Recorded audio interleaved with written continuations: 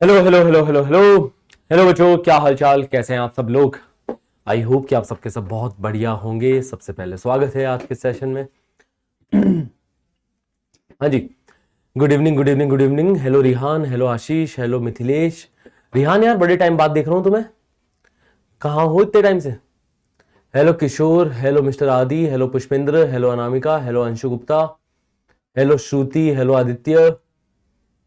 हाँ जी, classes classes तो मिस नहीं कर रहे तुम लोग। Hello hi everyone, hello Julie Kumari, hello Yatharth, hello Prajwal, hello Hemant, hello Sunny Kumar, hello Anvi, hello Sonam, hello Pushpendra, hello Anuj, hello Shruti. हाँ जी, ठीक है, क्लासेस में आ रहे हो रेगुलर। चलिए धमाल मचाते हैं आज में। बिल्कुल, आज अपन क्वाड्रेटिक इक्वेशन में और बहुत मस्त मस्त टॉपिक पढ़ने वाले हैं, बहुत इंटरेस्टिंग बातें और अपन करने वाले हैं इसी चैप्टर में। ठीक है, हाँ जी, लव यू ऑल बच्चा party, love you all, love you all. बहुत सारा प्रेम आप सबके लिए।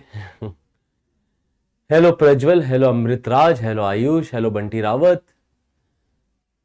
सर मेरा मैथ्स में बैकलॉग कवर हो गया है। Very good very good very good. हाँ, और किसी का बैकलॉग वगैरह कुछ बचा है? और किसी का कोई बैकलॉग है, कोई क्लासेस मिस करी हो? हाँ जी, hello Durgesh.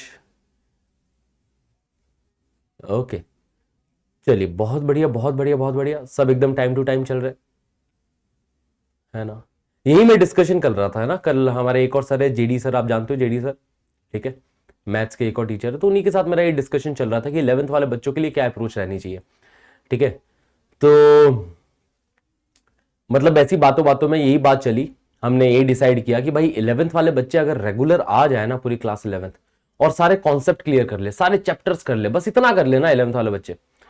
Previous year questions लगे तो अच्छी बात है, नहीं लगे कोई बात नहीं, कोशिश करते रहो कोशिश करते रहो कोशिश करते रहो, ठीक है। बट बात यह है कि अगर तुमने इतना काम कर दिया कि तुम रेगुलर क्लासेस के अंदर आ रहे हो और रेगुलर चल रहे हो, सारे चैप्टर्स तुमने कवर कर लिए, ये सारा कार्यक्रम अगर तुमने कर डाला है, तो तुम 12th में बहुत अच्छी पोजीशन में रहोगे। आपके जो भी कॉम्पिटिटर्स होंगे जैसे, उससे आप बहुत अच्छी पोजीशन पर रहोगे 12th में, अगर आपने 11th में इतना मचा दिया तो, कि 11th जैसी खत्म आपकी भी 11th खत्म। क्योंकि ज्यादातर बच्चे जो 12th में होते हैं, है ना, जो कि भाई जेई मेंस क्लियर नहीं कर पाते, उनके साथ ये दिक्कत रहती है कि यार उनका 11th बर्बाद हो चुका होता है। 11th के कई सारे चैप्टर्स वो लोग मिस कर चुके होते हैं, 11th बर्बाद हो चुका होता है, 11th के कॉन्सेप्ट क्लियर नहीं होते। तो बहुत सारे 12th के बच्चों के साथ में ये बहुत ज्यादा बड़ी दिक्कत है। तो अगर आपके साथ ये दिक्कत नहीं आती है ना, अभी तक सारे कॉन्सेप्ट क्लियर है, अभी तक सारी चीजें आप अच्छे से कवर कर रहे हैं, केमिस्ट्री का बैकलॉग है तो कवर करो भाई, ठीक है। तो अभी तक अगर सारी चीजें तुमने कवर कर रखी है और इसी तरीके से चल रहे हो, इसी तरीके से चलते चले जाओ, ठीक है। और प्रीवियस ईयर क्वेश्चंस, मॉड्यूल के सवाल ट्राई करते रहो, बनते हैं अच्छी बात है, नहीं बनते कोई बात नहीं, गोला लगा के अभी छोड़ दो, बाद में फिर ट्राई करो, फिर कुछ टाइम बाद फिर ट्राई करो, फिर कुछ टाइम बाद फिर ट्राई करो, बस ये काम करते रहो। इतना अगर तुम काम कर लोगे तो क्लास 11th के एंड तक आप बहुत बहुत ज्यादा अच्छी पोजीशन में होगे, है ना। ठीक है ठीक है ठीक है। पहले दो चैप्टर्स के कॉन्सेप्ट क्लियर नहीं है सर, तो वीडियोस देखो, नोट्स डाउनलोड करो, नोट्स से सीखो, नोट्स के सवाल लगाओ, खुद के नोट्स बनाओ, है ना। मेहनत करोगे तो क्लियर क्यों नहीं होंगे, ठीक है। मेहनत करो बिल्कुल क्लियर होंगे, है ना है ना है ना, ठीक है। चलिए फिर आज के सेशन की शुरुआत करते हैं क्वाड्रेटिक इक्वेशंस के।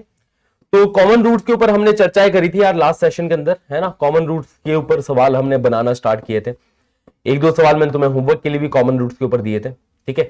जैसे ये वाला सवाल था, है ना। तो देखो मेथड 2 जो है वो ये है कि solve two equations to get a common root, है ना। किस टाइप के सवाल जो होते हैं उसके अंदर हमें इक्वेशन सॉल्व करके कॉमन रूट निकालना होता है, ठीक है। इक्वेशन सॉल्व करके कॉमन रूट निकाल लो, ठीक है ठीक है ठीक है। हाँ जी हाँ जी। सर केमिस्ट्री हमको बिल्कुल समझ में, बिल्कुल नहीं समझ आती है। क्यों नहीं समझ आती है केमिस्ट्री? हाँ बाकियों के साथ बताओ, बाकियों का बढ़िया चल रहा है केमिस्ट्री? हाँ जी,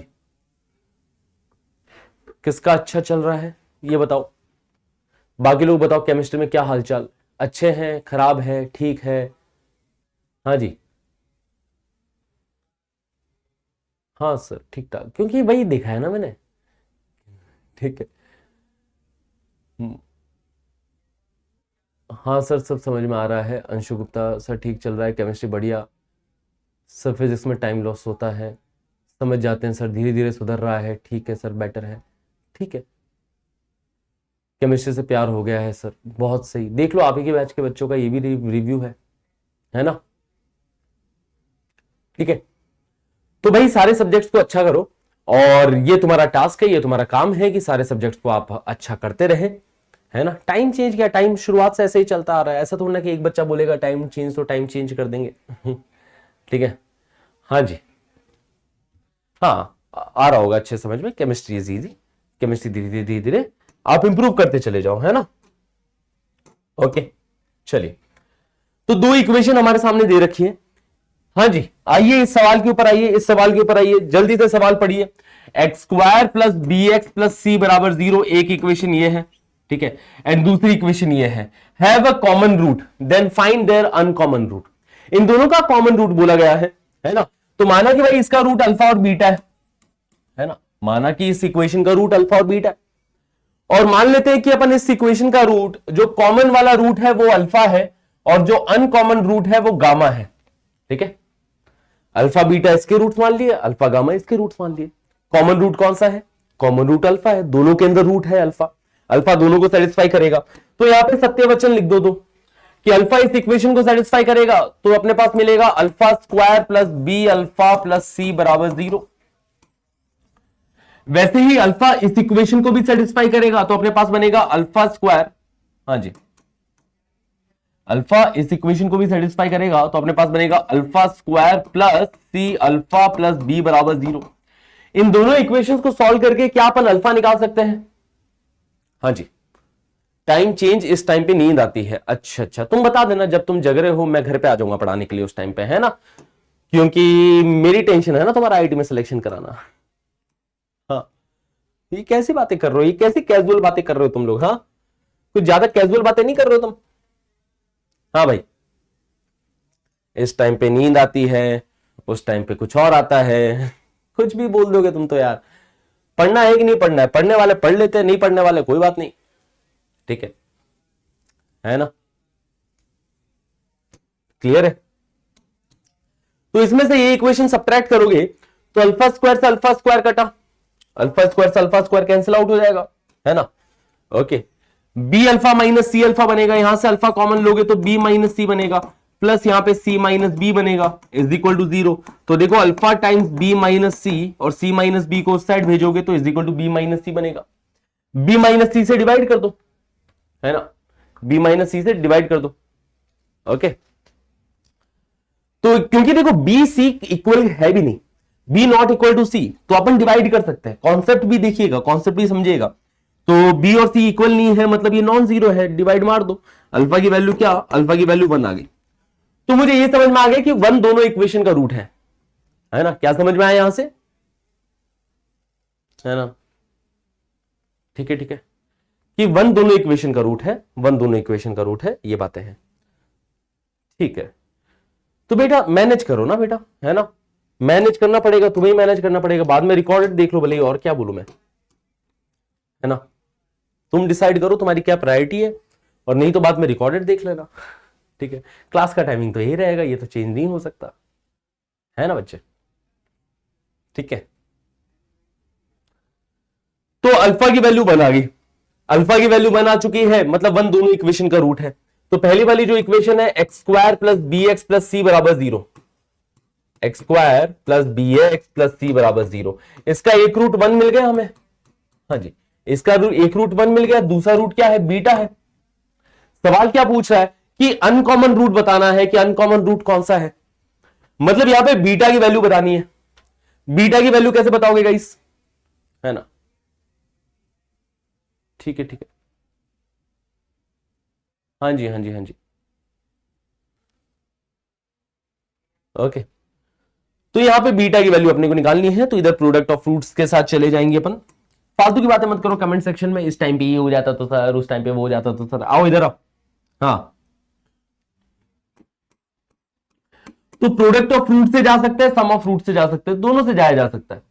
तो प्रोडक्ट ऑफ फ्रूट से चले गए तो प्रोडक्ट क्या हो जाएगा रूट्स का, product of fruits 1 into beta, 1 into beta, product of fruit कितना c बाई ए, मतलब c के इक्वल है। हाँ जी, तो बीटा की वैल्यू क्या आ गई, c आ गई, बीटा की वैल्यू c आ गई, मतलब इसका वाला जो दूसरा वाला रूट है वो रूट कितना है, c है भाई। क्लियर है? हाँ जी। या फिर सम ऑफ रूट से भी जा सकते थे, कोई सम से भी जा सकता था, है ना, कि या फिर अपन चले गए सम ऑफ रूट से, कि सम ऑफ रूट जो होगा 1 plus beta, sum of roots minus B by A, मतलब माइनस बी, तो बीटा की वैल्यू किसके इक्वल, माइनस बी माइनस 1 के इक्वल। तो बीटा की वैल्यू सी भी हो सकती है, बीटा की वैल्यू ये भी हो सकती है ना। तुम बोलोगे सर अलग अलग वैल्यूज कैसे आ रही है ना, अलग अलग वैल्यू कैसे है, सी बाई ए होता है, ए की वैल्यू 1 है, देखो ए की वैल्यू 1 है, सी बाई 1, ठीक है। तो तुम्हारे मन में ये सवाल उठेगा कि सर अलग अलग वैल्यूज हमें कैसे देखने को मिल रही है, राइट, अलग अलग वैल्यूज कैसे देखने को मिल रही है। यहां पे बीटा की वैल्यू सी आ रही है, यहां पे बीटा की वैल्यू माइनस बी माइनस 1 आ रही है ना, कुछ अलग अलग देखने को मिल रहा है, ठीक है। ये दोनों वैल्यू सेम है, सी और माइनस बी माइनस 1 दोनों सेम वैल्यू है, ये बात समझना। क्योंकि अगर 1 इसका रूट है, 1 इसका रूट है, अल्फा बराबर 1 इस इक्वेशन को सेटिस्फाई करेगा और 1 को सेटिस्फाई कराया तो 1 प्लस बी प्लस सी इसकी वैल्यू क्या आ रही है, 0 आ रही है भाई। 1 को सेटिस्फाई कराओगे तो 1 प्लस बी प्लस सी इसकी वैल्यू 0 आ रही है। तो देखो यार c की वैल्यू किसके इक्वल है, c की वैल्यू माइनस बी माइनस 1 के इक्वल है ना, c बराबर माइनस बी माइनस 1 आ रहा है, तो c बोलो या माइनस बी माइनस 1 बोलो, बात बराबर है। फिर वैसे ही इसका दूसरा वाला रूट गामा निकालना है ना, तो एक्स स्क्वायर प्लस सी एक्स प्लस बी बराबर 0, इसके रूट है 1 या गामा। अगेन या तो प्रोडक्ट से जा सकते हो कि प्रोडक्ट ऑफ रूट जो होंगे वो हो जाएगा 1 इंटू गामा बराबर c बाई ए, यहां पे c क्या है, b है, मतलब बेसिकली b बाई 1। हाँ जी, प्रोडक्ट ऑफ रूट क्या b दिखाई दे रहा है सबको, तो प्रोडक्ट ऑफ रूट b आ गया, तो यहां पे अनकॉमन रूट जो है वो b के इक्वल हो गया, है ना। या फिर इसको माइनस सी माइनस 1 कह दो, है ना, b कह दो या माइनस सी माइनस 1 कह दो। तो अनकॉमन रूट जो है वो या तो c है या फिर b है ना। इसका जो अनकॉमन रूट है वो c, इसका अनकॉमन रूट जो है वो है b, ठीक है। तो देखते जाओ, सवाल में कोई बड़ी बात नहीं है, सवाल के अंदर कोई बड़ी बात नहीं करी है। पहले तो दोनों इक्वेशंस को सॉल्व करके कॉमन रूट निकाल लिया। अब अगर एक रूट मिल गया है, एक रूट 1 मिल गया है, तो दूसरा वाला रूट निकालना है। नहीं, अल्फा बराबर 1 आएगा बेटा, c माइनस बी को उस साइड भेजोगे तो b माइनस सी बनेगा, b माइनस सी से b माइनस सी डिवाइड होकर अल्फा बराबर 1 आएगा। थोड़ा कैलकुलेशन करो, ठीक है। हाँ जी, कोई प्रॉब्लम इस सवाल में? आसान है, आसान है, आसान है, आसान है, बताइए, ठीक है। फिर दूसरा वाला रूट चाहिए था, दूसरा वाला रूट अपन प्रोडक्ट ऑफ फ्रूट्स के भरोसे चले गए या सम ऑफ फ्रूट्स के भरोसे चले गए, किसी की तरह से भी चल जाए।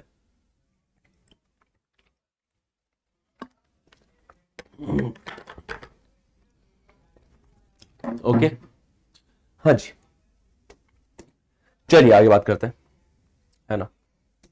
मेथड 3, अब तीसरा मेथड देखना कॉमन रूट्स का। तीसरा मेथड है अप्लाइंग प्रॉपर कंडीशन, कि प्रॉपर कंडीशन अप्लाई करने वाला तीसरा मेथड यहां पे आ रहा है ना। अच्छा, एक मैं कुछ बचपन की बातें याद दिलाना चाहूंगा तुम्हें, बचपन की कुछ बातें, है ना। देखो,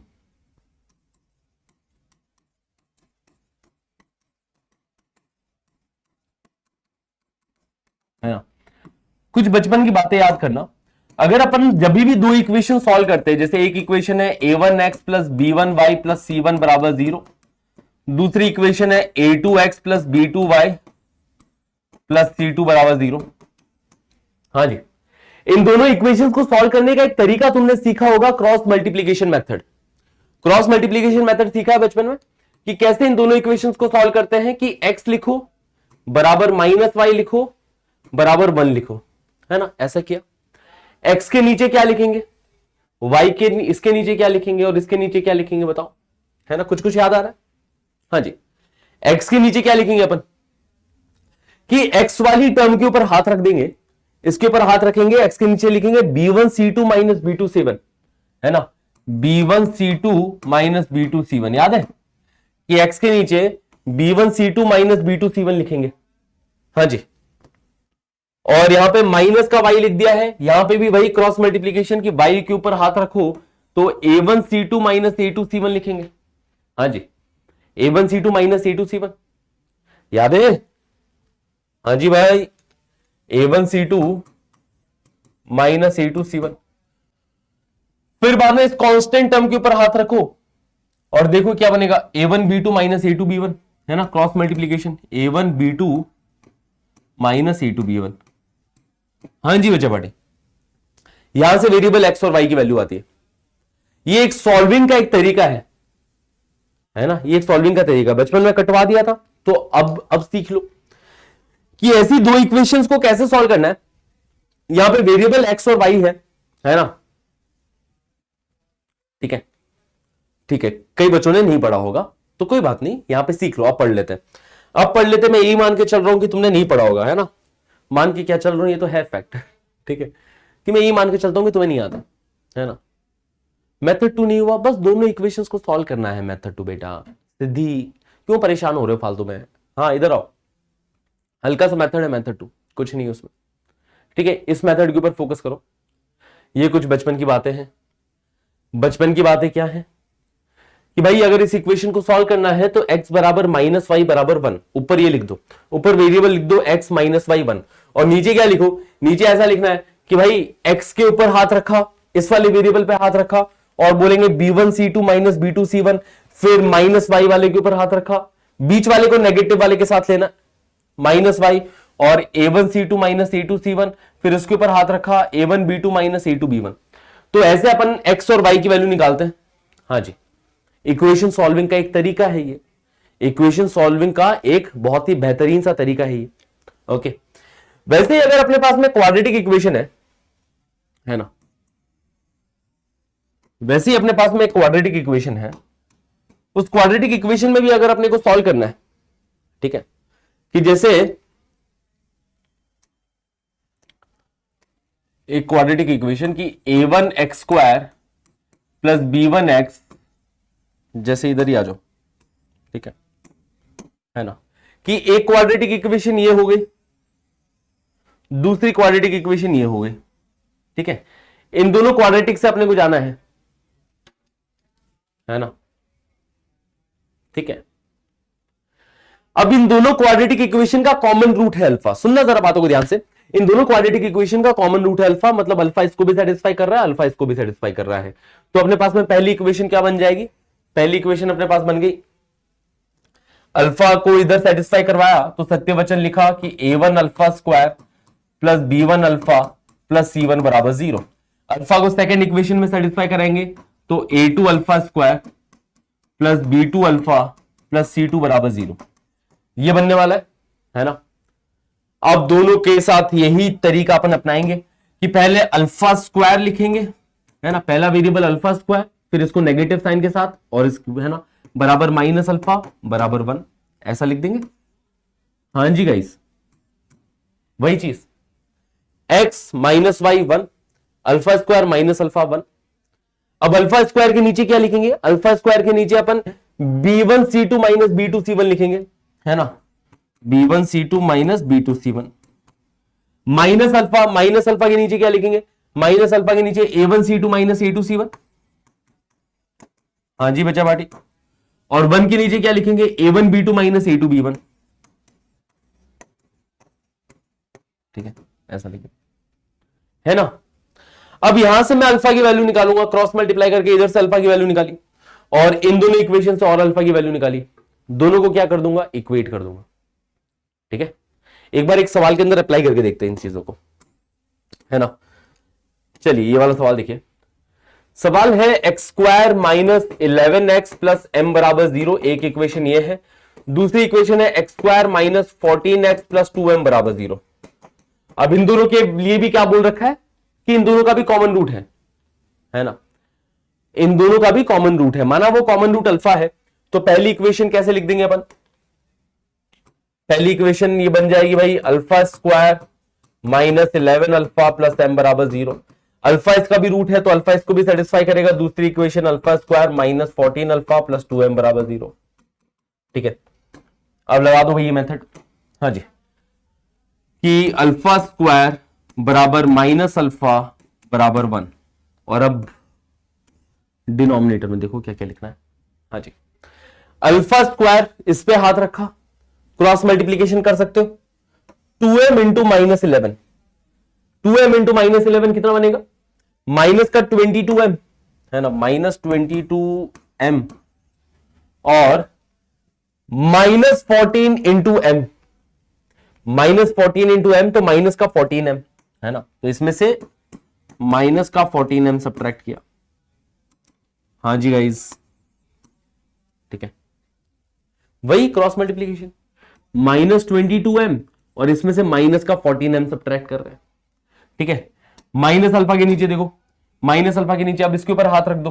ठीक है, 2m इंटू इसका कोफिशिएंट 1 और 1 इंटू एम, है ना, मतलब देखो 2m माइनस एम लिखेंगे इसके नीचे, है ना, 2m माइनस एम। हाँ जी गाइस, और 1 के नीचे क्या आएगा, 1 के नीचे क्या आएगा, माइनस का 14 प्लस का 11, है ना, माइनस 14 माइनस माइनस 11, ऐसा बन रहा है। हाँ जी, बताओ ये क्रॉस मल्टीप्लीकेशन मेथड लिखना आया सबको, सबको ये बात क्लियर है, इतना लिख देंगे सब लोग, बताइए। कुछ भी नहीं है इसमें यार, आसान है, क्या कर सकते हैं, इतना काम किया जा सकता है। हाँ जी, अल्फा स्क्वायर के नीचे minus 22m plus 14m, alpha के नीचे ये 2m माइनस m, और कांस्टेंट के नीचे ये माइनस 14 माइनस ऑफ माइनस 11, है ना। यार देखो, थोड़ा तो पेन तुम्हें चलाना पड़ेगा, खाली देख के अपन नहीं समझेंगे, खुद पेन चलाओगे, खुद देखोगे, अच्छा ऐसे ऐसे ऐसे करना है, कर लोगे तुम, है ना, कोई बड़ी बात नहीं है। ठीक है, क्लियर है। हाँ जी, तो देखो ये कितना बन रहा है, अल्फा स्क्वायर के नीचे कितना बन रहा है भाई, माइनस 22 प्लस 14, माइनस 22 प्लस 14 कितना हो जाएगा, माइनस 8m हो जाएगा, is equal to minus alpha के नीचे m बन रहा है, इज इक्वल टू यहां पे कितना बन रहा है, माइनस 14 प्लस 11, माइनस का 1/3 बन रहा है। ओके, अब क्योंकि हमें m की वैल्यू निकालनी है, तो m के लिए सॉल्व करो, कि यहां से देख लो अल्फा की वैल्यू कितनी आ रही है, इन दोनों को इक्वेट करो, इधर से अल्फा की वैल्यू कितनी आ रही है बताओ। हाँ जी, इन दोनों को इक्वेट करेंगे, इस इक्वेशन से अल्फा की वैल्यू कितनी आएगी, माइनस माइनस कटेगा, अल्फा बराबर m/3 आएगा इधर से। हाँ जी गाइस, तो यहां से अल्फा बराबर m/3 आएगा क्या। हाँ जी, और फिर इन दोनों इक्वेशन से भी देखो, यहां से अल्फा कितना आएगा, यहां पे देखो अल्फा अल्फा कट गया, माइनस माइनस प्लस हो जाएगा, क्या यहां से अल्फा बराबर 8 आ रहा है। हाँ जी, m से m कट जाएगा नीचे, माइनस ऑफ माइनस 8 प्लस 8 हो जाएगा, क्या यहां से अल्फा बराबर 8 आ रहा है, अल्फा बराबर 8 एंड अल्फा बराबर m/3, कॉमन रूट भी दिख रहा है अपने पास में कि कॉमन रूट 8 आएगा। इन दोनों को अगर अपन इक्वेट करेंगे तो 8 बराबर कितना, m/3, मतलब m की वैल्यू कितनी, 24 आएगी गाइस।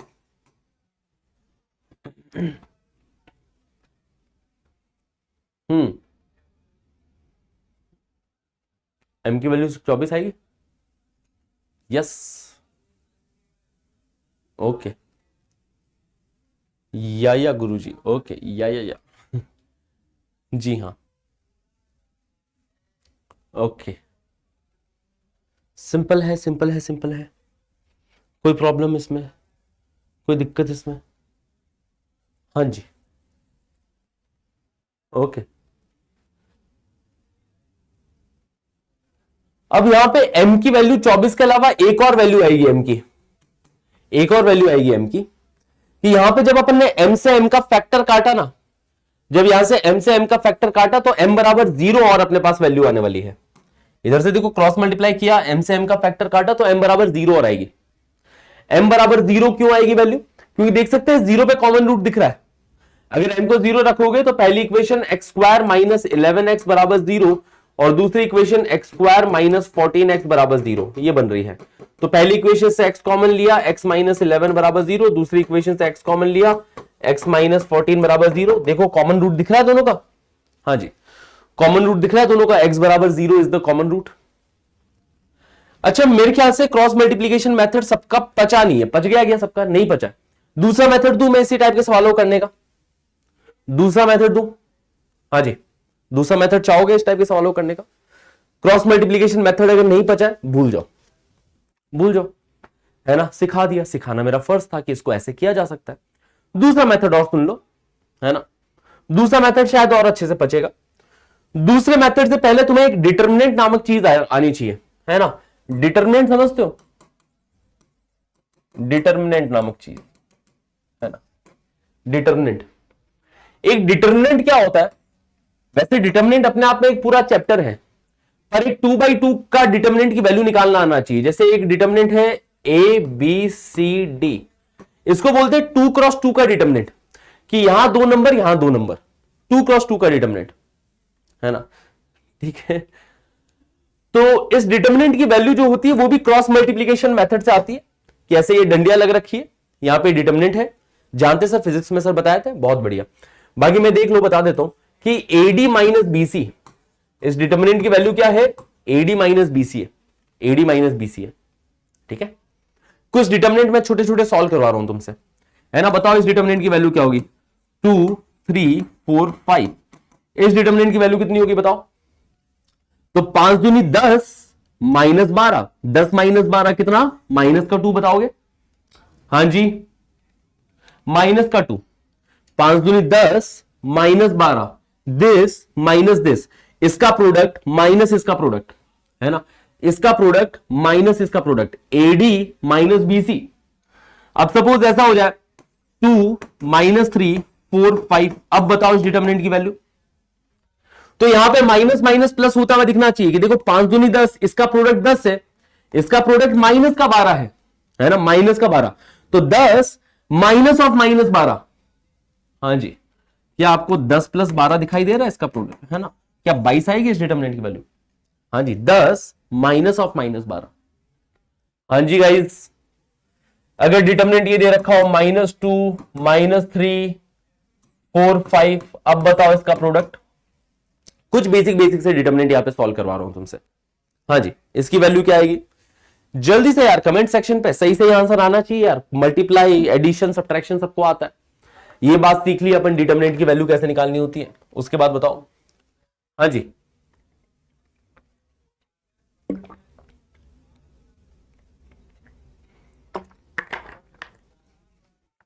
टू आ रही है, देखे, माइनस का 10 और ये प्लस का 12, है ना, माइनस ऑफ माइनस 12 तो प्लस का 12, तो इसकी वैल्यू +2 आएगी, ठीक है। एक फाइनली और बता दो, -2 -3 -4 5, इसकी वैल्यू और बता दो। हाँ जी, फटाफट से, कोई गलती नहीं करेगा इसमें, है ना। ये माइनस का 10, हाँ जी, और इसका प्रोडक्ट कितना? -4 और -3 का प्रोडक्ट कितना? -4 और -3 का प्रोडक्ट +12 हो जाता है ना। तो माइनस कितना कर रहे हैं? 12 कर रहे हैं, -22। देखो इसका प्रोडक्ट -10, इसका प्रोडक्ट +12, है ना, -10 -12, क्या ये -22 आएगी? हाँ जी, क्या माइनस माइनस पूरा करूं क्या प्रोसेस यहां पे? कि देखो माइनस का 10 -4 इंटू -3, बेसिकली ये चीज हो रही है। हाँ जी, कि -10 माइनस इन दोनों का प्रोडक्ट, माइनस माइनस ये प्लस हो गया, फिर भी एक माइनस रहेगा यहां पे। हाँ जी, क्या क्लियर है ये बात है? -22 आएगी। तो अगर डिटर्मिनेंट निकालना आ गया तो अब मैं कंडीशन की एक ट्रिक बताऊंगा। ट्रिक ये है, यहां पे डिटर्मिनेंट के फॉर्मेट में ट्रिक है ना बेटा। ट्रिक देखो क्या है, ट्रिक यहां पे ये है।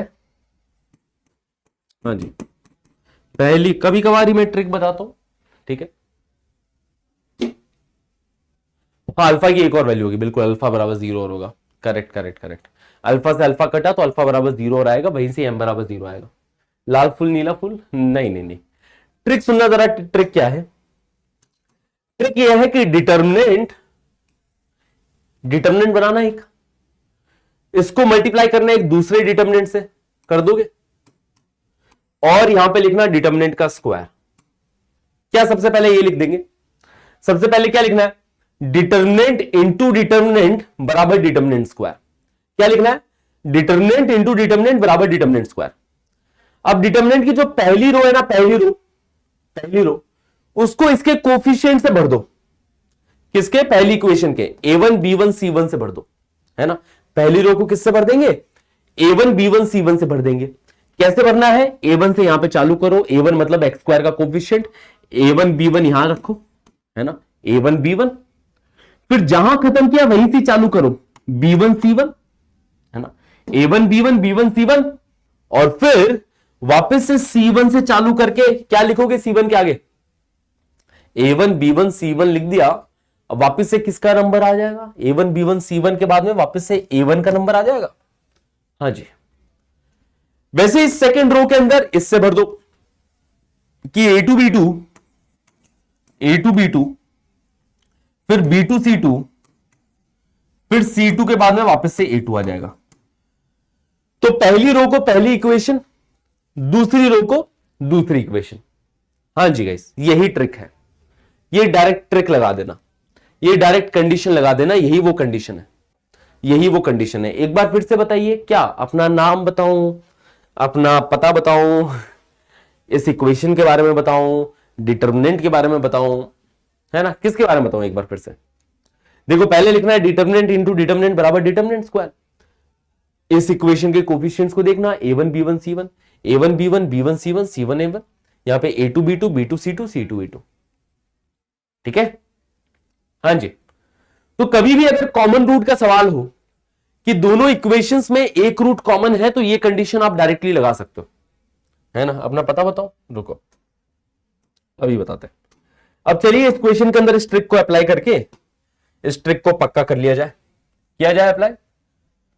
हाँ जी गाइस, तो इन दोनों इक्वेशंस के बीच में कॉमन रूट बोला गया है, और जैसे ही कॉमन रूट बोला जाए आप इस ट्रिक को याद कर लेना। क्रॉस मल्टीप्लीकेशन मेथड से भली मत जाना, क्योंकि इसमें गलती करने के थोड़े चांसेस रहते हैं, और मैं नहीं चाहता कि आप लोग कोई भी गलती करें। तो पहली इक्वेशन लिखी, दूसरी इक्वेशन लिख दी, ठीक है। अब मैं डायरेक्ट वो ट्रिक लगा रहा हूं। क्या ट्रिक? Determinant into determinant. सुनना, बस सुनने की जरूरत है और कुछ नहीं करना है। मुझे नहीं लगता इसमें किसी को डाउट हो भी सकता है, पॉसिबल भी है ना। सुनोगे सब समझ में आएगा। तो क्या लिखना? डिटर्मिनेंट इंटू डिटर्मिनेंट बराबर डिटर्मिनेंट स्क्वायर लिखना। पहली रो के अंदर पहली इक्वेशन देखो क्या है? Coefficient 1 minus 11m। a1 b1 c1 क्या है? 1 माइनस 11m। कहां से चालू करेंगे? 1 माइनस 11, है ना, 1 माइनस 11, सुनना, माइनस 11m, और फिर m के बाद में वापस से किसका नंबर आ गया? 1 का नंबर आ गया। हाँ जी गाइस। अब दूसरी रो के अंदर इसके कोफिशिएंट 1 माइनस 14 2m, तो 1 माइनस 14 2m और 2m 1, ऐसा बनेगा। हाँ जी, 1 माइनस 14 2m 1। ठीक है, सिंपल है। अब सॉल्व कर लो इसको। अब डिटर्मिनेंट सॉल्व करना तो मैं आ ही गया। इस डिटर्मिनेंट की वैल्यू बताओ। माइनस का 14 प्लस का 11, माइनस 14 प्लस 11, क्या इस डिटर्मिनेंट की वैल्यू -3 आ रही है? Multiply minus 22m plus 14m, देखो बन रहा है माइनस 22m और प्लस 14m हो जाएगा ये, है ना, माइनस माइनस प्लस होके प्लस 14m। और यहां पे देखो m माइनस 2m उसका क्या? स्क्वायर, है ना। डिटर्मिनेंट इंटू डिटर्मिनेंट बराबर डिटर्मिनेंट स्क्वायर। ठीक है, अब देख लो भाई, ये -3 इंटू ये -8m बराबर, यहां पे -m बन रहा है, -m का स्क्वायर क्या हो जाएगा? m स्क्वायर हो जाएगा। तो ये बन रहा है देखो 24m बराबर m स्क्वायर। हाँ जी, m की क्या क्या वैल्यू आई यहां से? हाँ जी, बताओ m की क्या क्या वैल्यू आई? आ गया m 0 और 24। एक तो m से m काटोगे, m से m काटा तो m बराबर 0 आएगा, एक सॉल्यूशन। ये सबको एक साइड ले जाओ कि m स्क्वायर माइनस 24m बराबर 0, m कॉमन लिया, m टाइम्स m माइनस 24 बराबर 0। तो m की दो वैल्यू आई, कौन कौन सी? 0 और 24। हाँ जी बच्चा पार्टी, ट्रिक ज्यादा पसंद आई कि क्रॉस मल्टीप्लीकेशन मेथड? ये वही है ट्रिक जो है वो डेवलप हुई है क्रॉस मल्टीप्लीकेशन मेथड से, कि अपन डायरेक्टली इस तरीके से सोच सकते हैं, है ना। और ट्रिक ज्यादा आसान है याद करने के लिए भी, तो ट्रिक ज्यादा आसान है, ये यूज कर लो। ठीक है, सबको समझ में आ गई बातें? जल्दी से बताओ कमेंट सेक्शन में। सीसी है तो सीसी लिखो, सीसी लिखो, है ना। बताओ बताओ बताओ अगर क्लियर है तो बातें, है ना। चलिए आगे बढ़े जाए। ये देखो, if ax square plus bx plus c बराबर 0 and bx square plus cx plus a बराबर 0 have a common root, then find the relation between a b and c। फिर से इन दोनों का कॉमन रूट बोला गया है। इक्वेशंस दोनों लिख देना। पहली equation ax square plus bx plus c बराबर 0 है, दूसरी equation bx square plus cx plus a बराबर 0 है। फिर से लिखेंगे डिटर्मिनेंट, हाँ जी, डिटर्मिनेंट इनटू डिटर्मिनेंट बराबर डिटर्मिनेंट का स्क्वायर। ठीक, इतना काम कर दोगे? हाँ जी। अब पहली रो के अंदर पहली इक्वेशन के कोफिशिएंट्स भर देना। ए बी सी है, कहां से चालू करोगे? ए बी से चालू करोगे, ए बी फिर बी सी फिर सी ए। हाँ जी। दूसरी इक्वेशन देखो बी सी ए है, तो बी से चालू करोगे, B C C A B, ऐसा लिखोगे, B C C A B. हाँ जी guys, B C C A B. हाँ जी, ठीक है, बस हो गया काम तुम्हारा। अब तुम्हें बस सॉल्व करना है, अब बस तुम्हें सॉल्व करना है। हाँ, इस ट्रिक से अनकॉमन रूट नहीं निकलेगा, सही बात कही, इस ट्रिक से अनकॉमन रूट नहीं निकलेगा, पर कोफिशिएंट्स के बीच में कंडीशन निकल आएगी। ठीक है, अनकॉमन रूट निकालने के लिए अपन या तो इक्वेशंस को सॉल्व कर ले, वैसे कर सकते हैं। हाँ जी, ठीक है। तो यहां पे क्या बनेगा? इधर ये बनेगा A C minus B square, है ना, A C minus B square. इधर क्या बनेगा? A B minus C square. हाँ जी। इधर क्या बनेगा? B C minus A square, है ना। B C minus A square, उसका भी क्या स्क्वायर लिखा है ना। ठीक है, अब इसको फैला दो, चीजों को फैला दो।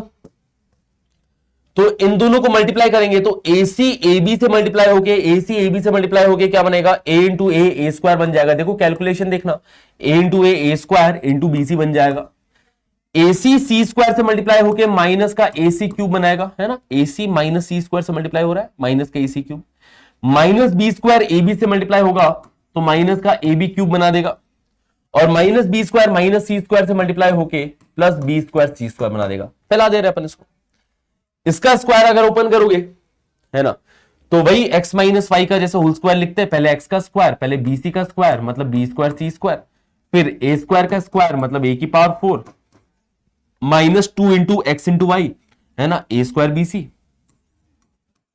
हाँ जी, जैसे x माइनस वाई का होल स्क्वायर फैलाते हैं वैसा फैला दिया। ओके, अब यहां पे कैंसिल आउट क्या क्या हो रहा है? बी स्क्वायर सी स्क्वायर दोनों साइड कैंसिल आउट हो गया, है ना, बी स्क्वायर सी स्क्वायर दोनों साइड कैंसिल आउट हो गया। ठीक है, और क्या बचा?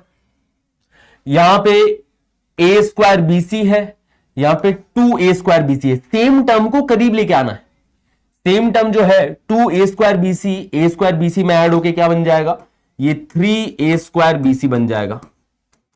ए सी क्यूब को उस साइड भेज दे रहा हूं, ए बी क्यूब को उस साइड भेज दे रहा हूं, और ए की पावर 4 तो उस साइड बैठा ही है। ऐसा कुछ बन रहा है। हाँ जी, राइट।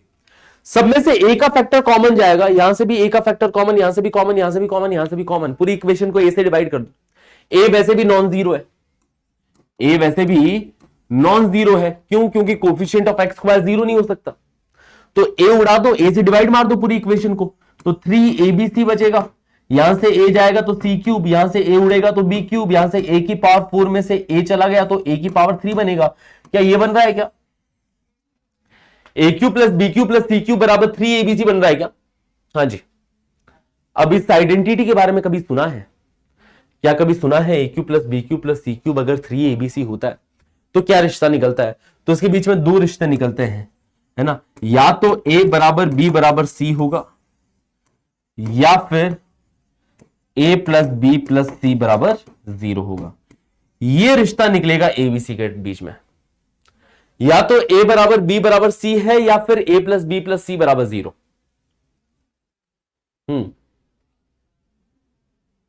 क्या सही बात? ओके। अच्छा, ये आइडेंटिटी के ऊपर प्रकाश डालना है, इस आइडेंटिटी के ऊपर प्रकाश डालना है तो मैं डाल देता हूं, है ना, कोई बड़ी बात नहीं है। याद रखना कि A cube plus B cube plus C cube minus 3abc, इसके दो फैक्टर्स होते हैं। एक फैक्टर इसका होता है A plus B plus C, और दूसरा फैक्टर होता है A square plus B square plus C square. ये किन दो चीजों के मल्टीप्लीकेशन से बना है? ये इन दो चीजों के मल्टीप्लीकेशन से बना है। जब इन दोनों को मल्टीप्लाई करेंगे और मल्टीप्लाई करके चीजें फैलाएंगे तो यही निकल के आएगा, ये बात है, ठीक है।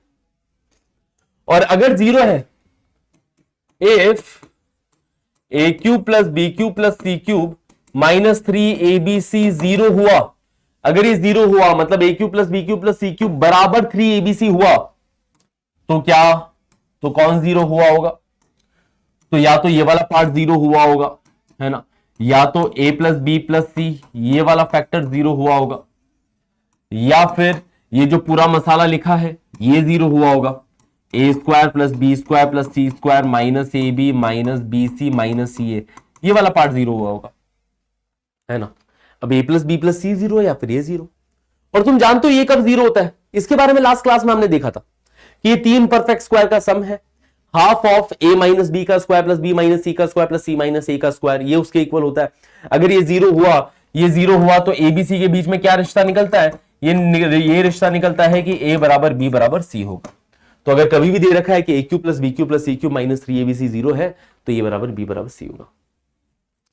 अच्छा, एक बच्चा बोल रहा था कि सर यहां से अनकॉमन रूट नहीं निकलेगा। मैंने कहा अनकॉमन रूट भी निकल आएगा, है ना, कॉमन रूट अनकॉमन रूट सब निकल जाएगा। कि देखो अगर a plus B plus C 0 हुआ, a plus B plus C 0 हुआ, तो रूट क्या होगा बताओ? तो रूट क्या होगा? हाँ जी, तो क्या रूट होगा? अगर a प्लस बी प्लस सी की वैल्यू 0 आ गई तो इसका मतलब तो ये हुआ ना कि x बराबर 1 इज द कॉमन रूट। हाँ जी भाई, मतलब x बराबर 1 इस इक्वेशन को भी सेटिस्फाई कर रहा है, इस इक्वेशन को भी सेटिस्फाई कर रहा है ना। x बराबर 1 यहां पे कॉमन रूट होने वाला है, x बराबर 1 इस इक्वेशन को भी सेटिस्फाई करेगा, इस इक्वेशन को भी सेटिस्फाई करेगा। बेटा नोट साथ के साथ करना है, मैं कोई मुहूर्त थोड़ा ना निकालूंगा उसके बाद। हाँ, अच्छा ये बताओ नोट करने का समय मिलता है? नोट्स बनाते हो तुम साथ के साथ? अभी तक जितनी क्लासेस हुई है, कितने नोट्स तुम्हारे क्लास में बन जाते हैं? कितने नोट्स तुम क्लास के बाद बनाते हो? बताओ भाई, बना लेते हो? समय मिल जाता है? हाँ जी, बताओ बताओ बताओ। यस, ठीक है, फिर तो सही चल रहा है फिर। यस सर, 80% बन जाता है। हाँ, 100% तो मैं बोलूंगा भी नहीं। अगर मैं तुम्हें क्लास में 100% नोट्स बनाने को दे रहा हूं तो मुझे समझो क्लास का लेवल बहुत कम रखना पड़ेगा। फिर या तो मैं एकदम बच्चों की तरह पढ़ाऊंगा तुम्हें, है ना, कि क्लास में एकदम बच्चों की तरह पढ़ाया जा रहा है, बिल्कुल ही क्लास का लेवल ही खत्म कर रखा है ना। एक क्लास के अंदर 2 ही सवाल करवाए, 4 ही सवाल कराए, फिर तो मैं बहुत कम कर सकता हूं उन चीजों को, है ना। पर फिर 50-60% क्लास नोट बन जाते हैं, साथ के साथ इतना लिख देते हो, काफी है। बाकी क्लास के बाद में जब रिवीजन कर रहे होगे तब जाके तुम्हें कवर करना है। हाँ चलिए, और अगर a बराबर b बराबर c हुआ तो इक्वेशन क्या हो जाएगी? अगर a b c तीनों की वैल्यू सेम है, a b c तीनों की वैल्यू सेम है, मतलब b भी a हो गया, c भी a हो गया, तो इक्वेशन क्या बन गई भाई? तो बताओ इक्वेशन क्या बन गई? हाँ जी, इक्वेशन क्या बन गई? अगर a बराबर b बराबर c है, तीनों सेम है, तीनों सेम है, तो इक्वेशन क्या बन गई? तो a से कट जाएगा। क्या equation x square plus x plus 1 बराबर 0 बन जाएगी? और ये भी equation x square plus x plus 1 बराबर 0 बन जाएगी। मतलब दोनों इक्वेशन सेम बन जाएगी। आइडेंटिटी नहीं बन रही है, इक्वेशन ही बन रही है यार, है ना, इक्वेशन ही बन रही है। a बराबर b बराबर c हुआ, इसमें देन बोथ इक्वेशंस आर, दोनों इक्वेशन क्या है? X square plus x plus 1 बराबर 0। ये है दोनों इक्वेशन इस केस में, और दोनों इक्वेशन अगर सेम हो गई तो इस केस में क्या कहेंगे कि दोनों रूट्स कॉमन हो जाएंगे, सिर्फ एक नहीं दोनों रूट्स कॉमन हो गए इस इक्वेशन में, है ना। इसमें तो एक ही रूट कॉमन है, x बराबर 1 is the common root. Uncommon root चाहिए तो वो निकाल सकते हो कि भाई अगर इसका एक रूट 1 है तो दूसरा रूट कितना हो जाएगा, दूसरा रूट c बाई ए हो जाएगा। इसका एक रूट 1 है तो दूसरा रूट कितना हो जाएगा, a बाई बी हो जाएगा, है ना। प्रोडक्ट ऑफ फ्रूट से निकाल सकते हो, प्रोडक्ट ऑफ फ्रूट से निकाल लो, सम ऑफ फ्रूट से निकाल लो, किसी से भी निकालो, ठीक है। हाँ जी, क्योंकि product of root c by A होता है। देखो c बाई ए, एक रूट 1 है तो दूसरा c बाई ए, ताकि इनका प्रोडक्ट c बाई ए आ जाए। यहां पे एक रूट 1 है तो दूसरा रूट a बाई बी, क्योंकि प्रोडक्ट ऑफ फ्रूट्स क्या a बाई बी होता है। हाँ जी गाइस, क्लियर है, तो सब निकल आएगा। तो ये कंडीशन अपने आप में बहुत मस्त कंडीशन है, बहुत इंपॉर्टेंट कंडीशन है, ध्यान से देखते हुए चलिएगा इस कंडीशन को। ओके, अब चलिए अगली कंडीशन देखते हैं, बोथ रूट कॉमन, कि अगर किसी क्वाड्रेटिक इक्वेशन के दोनों रूट्स ही कॉमन बता दिया, है ना, ये वाली इक्वेशन और ये वाली इक्वेशन इसके दोनों रूट्स ही कॉमन बताती है, तो अगर दोनों रूट्स कॉमन है मतलब इक्वेशन सेम हो गई। इसका मतलब क्या, इक्वेशन सेम हो गई, मतलब a1 by a2, b1 by b2, c1 by c2 की वैल्यू क्या सेम आ जाएगी, तभी इसके दोनों रूट्स कॉमन आएंगे। a1 by a2, b1 by b2, c1 by c2, तीनों दोनों की वैल्यू, है ना, इन सब की वैल्यू सेम आ जाएगी, तभी अपन बोलेंगे कि भाई इसके दोनों रूट्स कॉमन हो गए, दोनों रूट सेम है, इक्वेशंस ही सेम हो चुकी है। हाँ जी गाइस, क्या क्लियर है?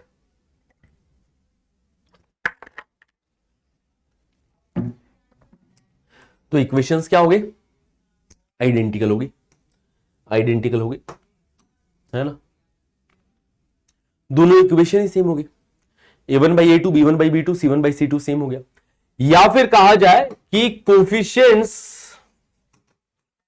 आर प्रोपोर्शनल, कोफिशिएंट क्या प्रोपोर्शनल होंगे। जैसे अगर मैंने ये इक्वेशन दी, एक equation x square minus 4x plus 3 या फिर x square plus 4x plus 3 बराबर 0, और दूसरी इक्वेशन दी मैंने 5x square plus bx plus c बराबर 0। इसके अगर मैं बोलूं कि बोथ रूट्स कॉमन है, इसके क्या कहूं, बोथ रूट्स कॉमन कह दूं, तो b एंड c की वैल्यू पूछा जाए तो बता पाओगे, तो बता पाओगे?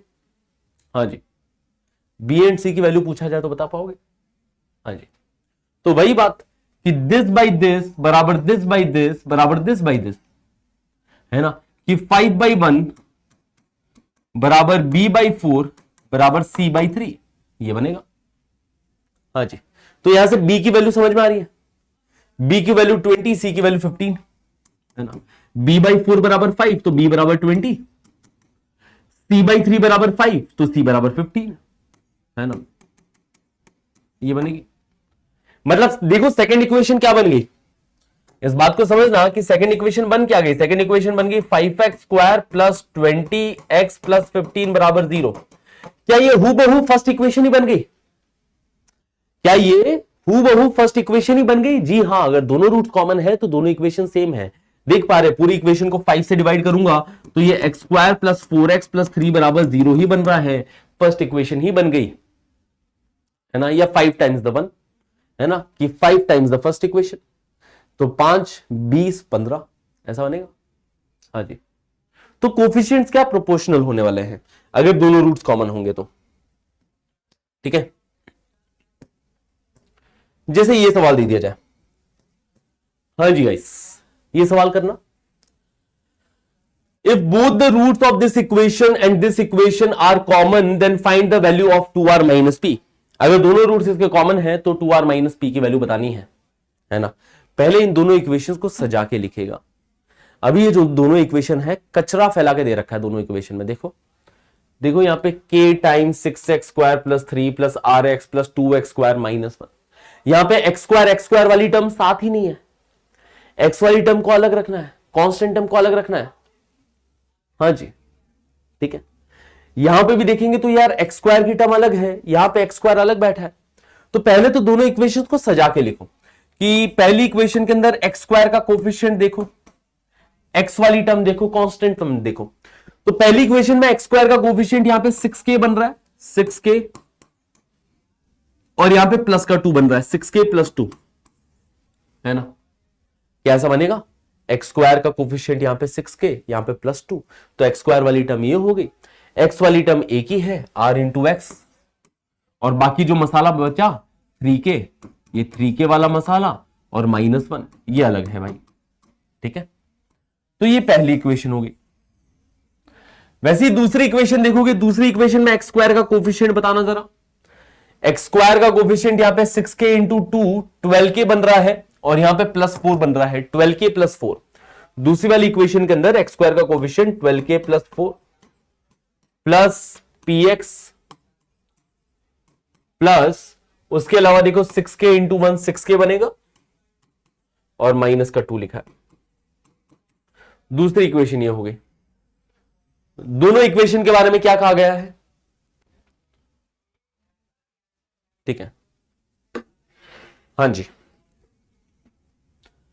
ठीक है। दोनों इक्वेशन के अंदर क्या कहा गया है, बताओ बताओ बताओ बताओ बताओ। हाँ जी, तो इसके अंदर दोनों रूट कॉमन कहे गए हैं, दोनों रूट कॉमन कहे गए हैं, मतलब कोफिशिएंट्स फिर से प्रोपोर्शनल होने वाले हैं। कोफिशिएंट्स प्रोपोर्शनल हो जाएंगे, मतलब दिस बाई दिस बराबर दिस बाई दिस बराबर दिस बाई दिस, ऐसा होगा, है ना। होगा कि नहीं होगा, ठीक है। तो 6k + 2 अपॉन 12k + 4, ठीक है, दिस बाई दिस बराबर r बाई p बराबर 3k - 1 अपॉन 6k - 2, है ना, ये होगा। तो जो पूछा गया है उसकी वैल्यू आ रही है यहां से, बताओ बताओ बताओ बताओ, जो पूछा गया है उसकी वैल्यू आ रही है यहां से, हाँ जी। तो 6k + 2 अपॉन 12k + 4, इसकी वैल्यू 1/2 दिख रही है सबको। डिनोमिनेटर से 2 कॉमन लोगे, ऊपर नीचे सेम है, या फिर ऊपर का डबल लिखा है नीचे, 6k + 2 का डबल होता है 12k + 4, और यहां पे भी भाई इसका डबल लिखा है नीचे। तो क्या यहां से r/p की वैल्यू, r/p की वैल्यू कितनी आ रही है, r/p की वैल्यू 1/2, और ये भी 1/2 बन रहा है, मतलब r/p 1/2 आ रहा है। r/p 1/2 बन रहा है, मतलब 2r बराबर कितना p बन रहा है ना, 2r बराबर p, तो 2r - p की वैल्यू क्या 0 हो जाएगी, है ना। ये हमारा आंसर हो गया, ठीक है ठीक है ठीक है, ओके, क्लियर है क्लियर है क्लियर है ना। काम करते रहो भाई, मैथ्स में सवाल साथ के साथ करते रहो, क्लास के अंदर थोड़ी स्पीड बनाने की कोशिश करो, अपने आप को इंप्रूव करने की कोशिश करो, रोना धोना बंद करो जिंदगी में, एक्सक्यूजेस बनाना बंद करो, नहीं तो हमेशा बनाते रहोगे, ये आदत पड़ जाएगी भाई, ठीक है। तो अवॉइड एक्सक्यूजेस एंड क्लास के अंदर बेस्ट दो अपना। क्लास के अंदर देखो अपना बेस्ट दोगे ना, तो एग्जाम में बेस्ट निकलेगा, तो तुम सेल्फ स्टडी के अंदर बेस्ट दे रहे होगे, है ना, फिर वो हर जगह अपना बेस्ट निकलेगा, राइट, ओके। चलो ये बताओ, इस वाले क्वेश्चन का आंसर क्या होगा, x² + 2x + 3 बराबर 0 एंड ax² + bx + c बराबर 0। हाँ जी गाइस, बताइएगा बताइएगा बताइएगा, tell me tell me tell me. दोनों इक्वेशन में x² + 2x + 3 बराबर 0 एंड x² + bx + c बराबर 0, ठीक है। Have a common root then a is to b is to c, क्या कंडीशन लगाएंगे, क्या इसमें 1 रूट कॉमन की कंडीशन लगाएंगे कि 2 रूट कॉमन की कंडीशन लगाएंगे, पहला सवाल तो ये उठता है। क्या एक रूट कॉमन होगा कि दोनों रूट कॉमन होंगे, क्या बोल रखा है, क्या एक रूट कॉमन होगा कि 2 रूट कॉमन होंगे। अगर एक रूट कॉमन है तो वह लगाएंगे कंडीशन डिटर्मिनेंट इंटू डिटर्मिनेंट बराबर डिटर्मिनेंट स्क्वायर, और दोनों रूट कॉमन होंगे तो अपन ये आइडिया लगाएंगे कि कोफिशिएंट्स प्रोपोर्शनल होने वाले हैं। तो कौन सा आइडिया लगाएंगे, 1 रूट कॉमन, 1 रूट कॉमन, हाँ जी हाँ जी हाँ जी, ठीक है, 1 रूट कॉमन लगाएंगे, 1 रूट कॉमन। देखो यही बात है, सवाल में बोल तो रखा हैव अ कॉमन रूट, है ना, बट बात यह है कि सिर्फ एक रूट कॉमन हो नहीं पाएगा, होंगे तो दोनों होंगे, होंगे तो दोनों रूट कॉमन होंगे। बात यह है क्यों होंगे दोनों रूट्स कॉमन, होंगे तो दोनों रूट्स कॉमन होंगे, क्यों क्यों क्यों क्यों, क्योंकि इसके रूट्स इमेजिनरी है बच्चा बाटी, इमेजिनरी रूट्स जोड़े में आते हैं, जोड़े में, कॉन्जुगेट पेयर में आते हैं इमेजिनरी रूट्स। इसके रूट्स क्या है? Imaginary roots, imaginary roots, imaginary roots जोड़े में आते हैं कि अगर सपोज इसका रूट है अल्फा प्लस आयोटा बीटा, तो दूसरा वाला रूट इसका कॉन्जुगेट होगा अल्फा माइनस आयोटा बीटा, ये होने वाला है ना। और इसके भी देखो कोफिशिएंट्स रियल नंबर है, कोफिशिएंट्स रियल नंबर है तो इसके भी जोड़े में आएंगे। तो यार एक रूट कैसे कॉमन होगा? माना कि सपोज ये वाला रूट कॉमन आ रहा है, अल्फा प्लस आयोटा बीटा वाला कॉमन गया क्योंकि इसके इमेजिनरी रूट थे बच्चा बाड़ी। माना कि अल्फा प्लस आयोटा बीटा इसका रूट है, तो क्या ऑटोमेटिकली इसका जोड़ा आएगा ना इसके साथ में कि दूसरा वाला रूट क्या होगा? अल्फा माइनस आयोटा बीटा होगा। एक रूट अगर कॉमन आएगा दूसरा वाला भी कॉमन निकल आएगा, है ना। तो दोनों रूट कॉमन आने वाला है। तो क्वेश्चन में थोड़ा लैंग्वेज में खेला है कि तुम इसमें देखोगे, तुम्हें लैंग्वेज पढ़ के शायद एक बार की ये फीलिंग आए कि सर एक ही रूट कॉमन है, एक रूट कॉमन की कंडीशन लगाई जाए, शायद तुम्हें ये फीलिंग आए। बट एक रूट कॉमन की कंडीशन अपन नहीं लगाएंगे, यहां पे दोनों रूट कॉमन की कंडीशन लगाएंगे। इस सवाल के अंदर कॉन्सेप्ट यही था, समझना यही था इस सवाल के अंदर कि भाई इसके रूट्स इमेजिनरी है, इमेजिनरी होंगे तो कॉन्जुगेट पेयर में आकर करेंगे, जोड़े में आएंगे दोनों रूट्स। सिर्फ एक रूट कैसे कॉमन हो पाएंगे? होंगे दोनों ही कॉमन, है ना, कि अगर एक रूट ये हुआ तो दूसरा रूट ये हो जाएगा। एक रूट 3 + 2 आयोटा तो दूसरा रूट 3 - 2 आयोटा, तो इसका भी अगर एक रूट 3 + 2 आयोटा तो दूसरा वाला क्या? 3 - 2 आयोटा। क्या दोनों कॉमन हो गए? जी हां, तो दोनों कॉमन रूट्स होंगे, मतलब both roots will be common, both roots will be common. अब आंसर दो।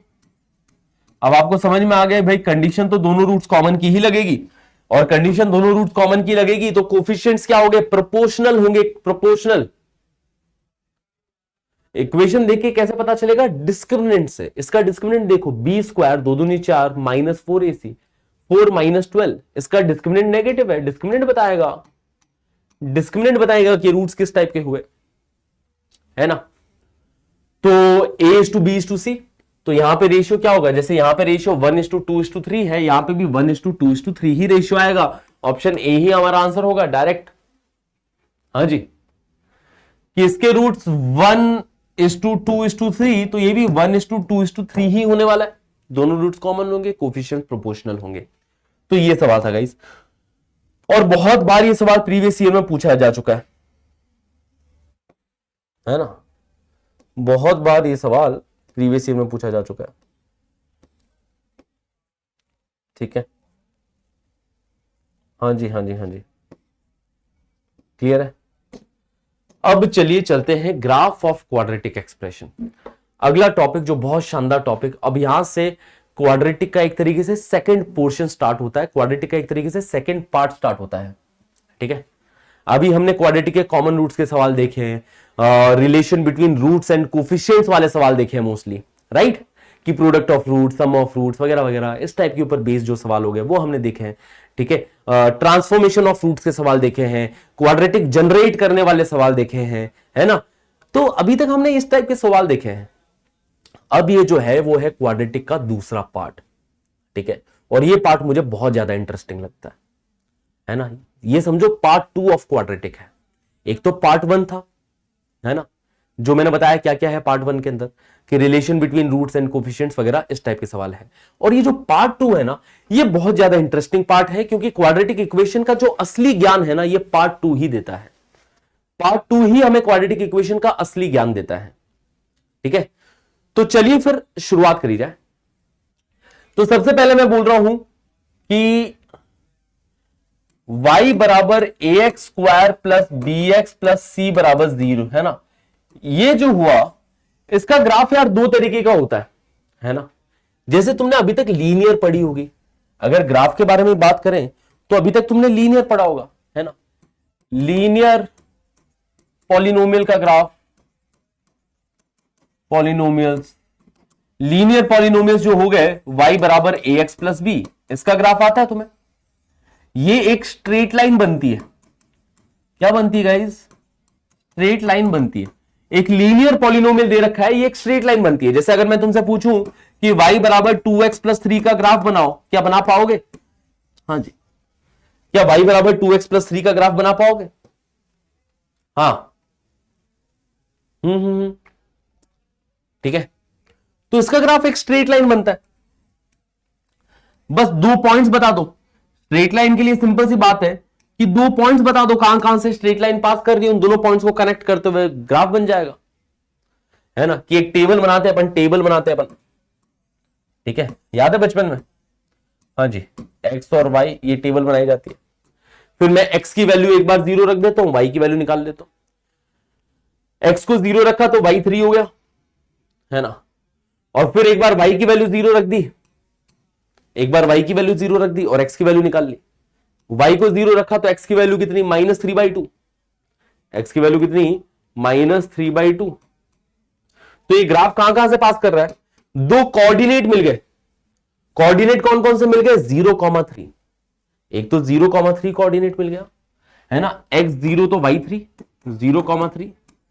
एक कोऑर्डिनेट मिल रहा है -3/2,0। एक कोऑर्डिनेट क्या मिल रहा है? -3/2,0, है ना। अच्छा, ये बात समझते हो? एक्स एक्सिस वाई एक्सिस समझते हो तुम लोग? क्या ये बात समझते हो कि वाई एक्सिस पे एक्स कोऑर्डिनेट 0 होता है? कि पूरी वाई एक्सिस पे एक्स कोऑर्डिनेट 0 होता है? हाँ जी, 0,1 0,2 0,3, नीचे देखोगे तो 0,-1 0,-2। और क्या ये भी बात समझते हो कि एक्स एक्सिस पे कौन 0 होता है? एक्स एक्सिस पे कौन 0 होता है? एक्स एक्सिस पे वाई कोऑर्डिनेट 0 होता है। ये दोनों बातें आप समझते हैं, ठीक है। तो इन दोनों पॉइंट्स को ज्वाइन करते हुए एक स्ट्रेट लाइन बन जाएगी। यही हमारे पास इस लीनियर पॉलिनोमियल का ग्राफ है ना। यही अपने पास में लीनियर पॉलिनोमियल का ग्राफ है, ठीक है। हाँ जी गाइस, अब अगर मैं क्वाड्रेटिक पॉलिनोमियल का ग्राफ बनाऊं, क्वाड्रेटिक पॉलिनोमियल का ग्राफ बनाना है तो देखो इनका ग्राफ किस किस तरीके से बनेगा। तो एक क्वाड्रेटिक पॉलिनोमियल लेते हैं y बराबर x² - 4x + 3। देखो ग्राफ का पोस्टमार्टम करना है। अब अपने को क्वाड्रेटिक का ग्राफ बनाना आना चाहिए, ग्राफ को फील करना आना चाहिए, ग्राफ को पढ़ना आना चाहिए। बहुत इंपॉर्टेंट पार्ट है ये, ठीक है, बहुत ज्यादा इंपॉर्टेंट पार्ट है ना। एक तो ये ग्राफ ले लेते हैं, दूसरा वाला ग्राफ ले लेते हैं, y बराबर -x² + 4x - 3, ठीक है। तो इसका ग्राफ कैसा बनेगा, इसका ग्राफ कैसा बनेगा, इसके बारे में चलिए चर्चा करते हैं। कैसा सा ग्राफ बनने वाला है? तो देखो सब कुछ जो डिपेंड है वो कोफिशिएंट ऑफ x² पे डिपेंड करता है। कि अगर कोफिशिएंट ऑफ x² पॉजिटिव है तो ऊपर की तरफ का पैराबोला बनेगा, और x² का कोफिशिएंट नेगेटिव है तो नीचे की तरफ का पैराबोला बनेगा। पैराबोलिक ग्राफ बनता है, x² का कोफिशिएंट पॉजिटिव तो ऊपर की तरफ का पैराबोला, x² का कोफिशिएंट नेगेटिव तो नीचे की तरफ का पैराबोला। ऐसा पैराबोलिक ग्राफ बनता है अपने पास, है ना। ऐसा पैराबोलिक ग्राफ बनता है, ठीक है, क्लियर है? हाँ जी। अब ये जो पैराबोला भी है, प्रॉपर ग्राफ बनाने के लिए इसके रूट्स और पहचान लो। तो क्या रूट्स पहचान सकते हो इसके, है ना? क्या रूट्स पहचाना जा सकता है? इसके दो फैक्टर्स बनेंगे। देखो 10th में पढ़ा है, अच्छी बात है, उछलना मत, क्योंकि अभी बहुत नई नई चीजें आने वाली है, फिर उड़ जाएगा। तुम इस भरोसे बैठे रह जाओगे 10th में पढ़ा था, 10th में जितना पढ़ा था 2 मिनट में खत्म भी हो जाएगा वो चीजें, फिर आगे की चीजें स्टार्ट हो जाएगी, है ना। और इसी में अपन बहुत सारी चीजें और पढ़ेंगे, ठीक है। तो इसके दो फैक्टर्स बन गए, या फिर इसके दो रूट्स। रूट्स कैसे निकालते हैं? रूट्स निकालने का एक तरीका हो गया कि फैक्टर से पहचान लो, कि दो फैक्टर्स बना लो, दो फैक्टर से पता चल जाता है कि भाई रूट्स इसका है क्या, रूट्स इसका क्या है, ये पता चल जाता है फैक्टर से। यस, हाँ जी गाइस। तो इसका रूट है 1 और 3, मतलब कि एक अपवर्ड पैराबोला होगा, एक अपवर्ड पैराबोला होगा जो कि एक्स एक्सिस को दो अलग अलग जगह पे कट करेगा। एक्स एक्सिस को दो अलग अलग जगह पे कट करेगा, क्योंकि जब एक्स को 1 लिया तो वाई कितना, एक्स को 1 लेते तो वाई कितना हो जाएगा? 0 हो जाएगा, क्योंकि 1 - 1 0। और एक्स को 3 लेंगे तो भी वाई 0। रूट क्या होता है? रूट होता है एक्स की वो वैल्यू जिसपे वाई 0 हो जाए, उसको रूट बोलते हैं। तो ग्राफ एक्स एक्सिस को कहां कहां पे कट कर रहा है? 1,0 एंड 3,0 पे। सबसे पहले तो बच्चों को सिर्फ एक्स एक्सिस देखने की आदत नहीं होती है। बच्चे बोलते हैं सर वाई एक्सिस बनाई नहीं, है ना। कई बार अपन वाई एक्सिस बनाते भी नहीं है चीजों की अंडरस्टैंडिंग के लिए। बाकी वाई एक्सिस बनाना चाहो बना सकते हो, यहां से वाई एक्सिस जाएगी, 1,0 से पहले होगा 0,0, यहां पे वाई एक्सिस जाएगी। ठीक है, और इसको देखा जाए तो ये डाउनवर्ड पैराबोला है बेटा, ये क्या है, डाउनवर्ड पैराबोला है। और इसका भी रूट क्या क्या है बताओ, इसके रूट्स क्या क्या है, क्या इसके रूट भी 1 और 3 है? हाँ जी, अगर माइनस कॉमन ले भी लो, माइनस कॉमन लेंगे तो x square minus 4x plus 3 बनेगा, मतलब माइनस कॉमन लिया तो इसके रूट भी x minus 1 and x minus 3, क्या इसके रूट भी 1 और 3 आएंगे? क्या ये भी एक डाउनवर्ड पैराबोला होगा, है ना, जो कि x एक्सिस को 1,0 एंड 3,0 पे कट कर रहा होगा? हाँ जी, क्या क्लियर है इतनी बातें? बताओ बताओ बताओ बताओ बताओ बताओ बताओ बताओ बताओ बताओ। हाँ जी, अच्छा वेवी कर्व मेथड अब तुम्हें याद है? अब मैं थोड़ा सा वेवी कर्व मेथड से रिलेट करना चाहूंगा, सवाल बदल रहा हूं। सवाल यह है मेरा, सवाल क्या है मेरा, सवाल यह है कि x minus 1 into x minus 3 less than 0 x की किस वैल्यूज के लिए होगा, सवाल यह है। ठीक है, समझना, अंडरस्टैंडिंग बनाना। सवाल यह है कि x minus 1 into x minus 3, ये वाली चीज जो है x minus 1 into x minus 3 less than 0 कब होगा? तो वेवी कर्व मेथड से तुम्हें करना आता है, ये सवाल आता है वेवी कर्व मेथड से करना कि सर एक काम करेंगे, अपन क्रिटिकल पॉइंट बनाएंगे। हाँ जी, क्रिटिकल पॉइंट इसके क्या हो गए, क्रिटिकल पॉइंट 1 एंड 3 हो गए, 1 एंड 3 हो गए। एक्सट्रीम राइट में पॉजिटिव साइन, फिर नेगेटिव साइन, फिर पॉजिटिव साइन। अपने को अगर चाहिए लेस देन 0, तो लेस देन 0 कब मिलेगा? 1 से 3 के बीच में मिलेगा, 1 से 3। क्या यही बात इसका ग्राफ भी बयां कर रहा है? एक बात देखना जरा, क्या ग्राफ भी यही बात बयां कर रहा है?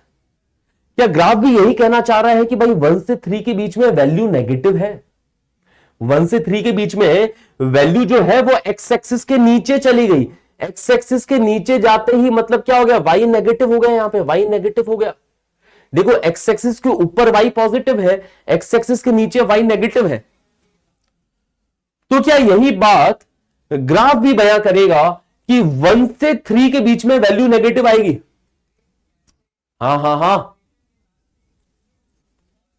और अगर मैं सवाल ये पूछूं कि इसका प्रोडक्ट पॉजिटिव कब आएगा, अगर मैं सवाल तुमसे ये पूछूं कि बताओ इसका प्रोडक्ट पॉजिटिव कब आएगा, x minus 1 into x minus 3 greater than 0 कब आएगा?